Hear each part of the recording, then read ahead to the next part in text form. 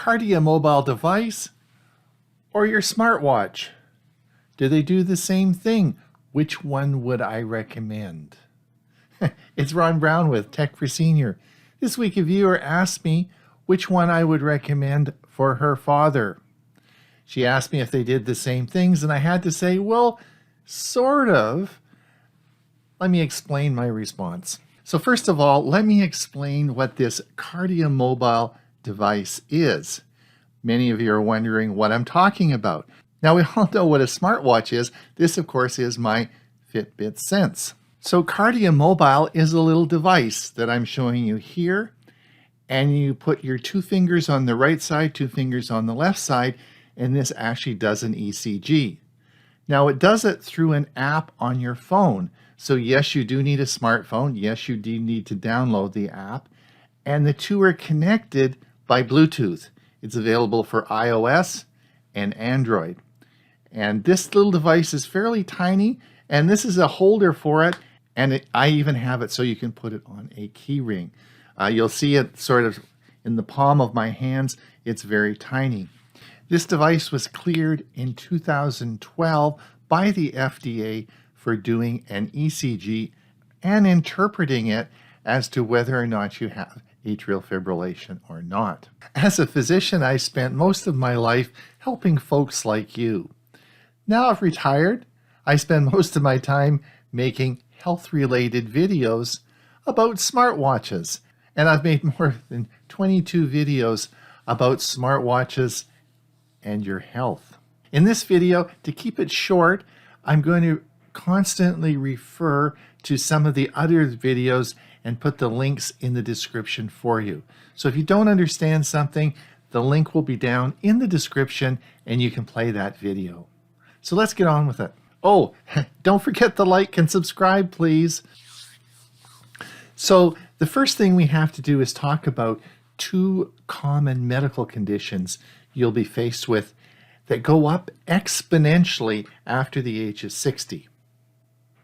The first one we're going to talk about is atrial fibrillation. And in this diagram, you'll see that when we turn 60, that you'll find that the incidence of atrial fibrillation goes up exponentially with age. So what does all that mean? Well, you don't have to know anything about atrial fibrillation except the 4 things I'm going to tell you about now. And the first thing you have to know is that after you saw that graph, you'll understand that it's common.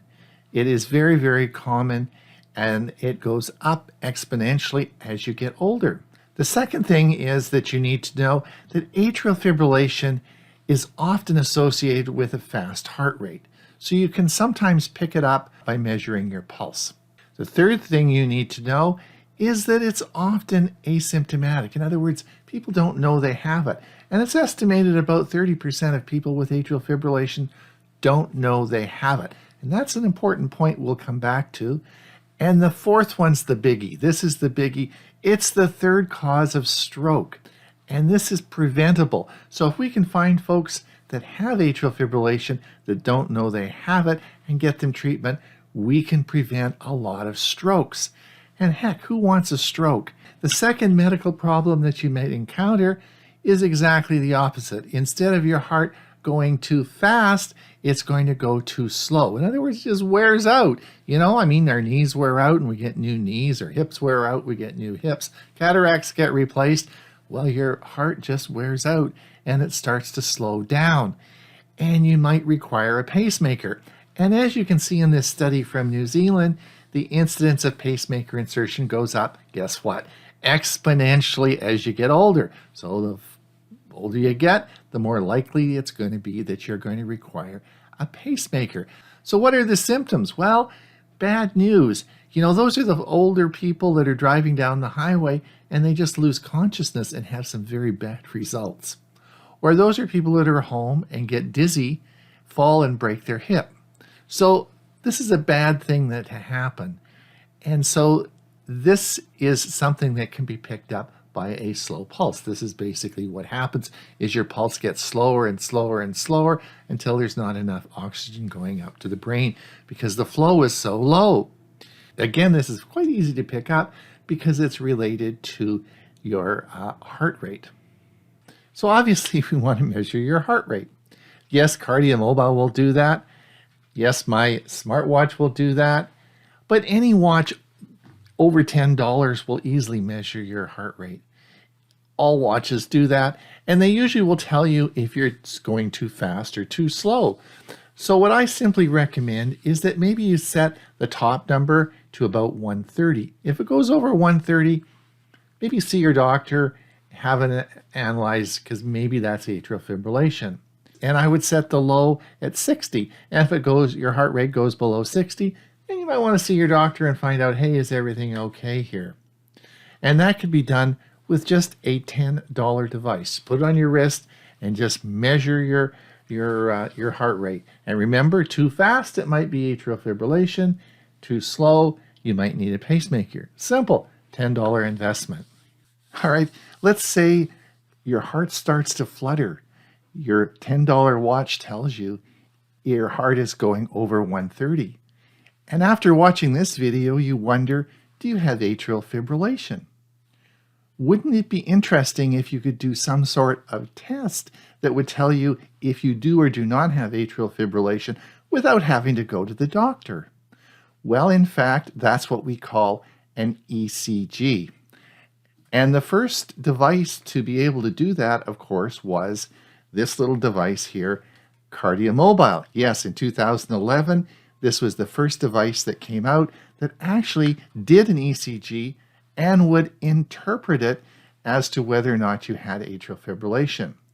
They then taught Apple how to do it, and the Apple Watch was the first watch to be able to do ECG.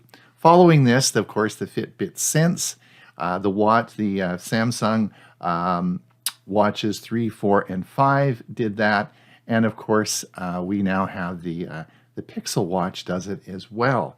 So we're now able to, all these devices can do FDA approved, because these are actually medical devices, FDA cleared ECGs, but the only thing they do is they tell you if you do or do not have atrial fibrillation.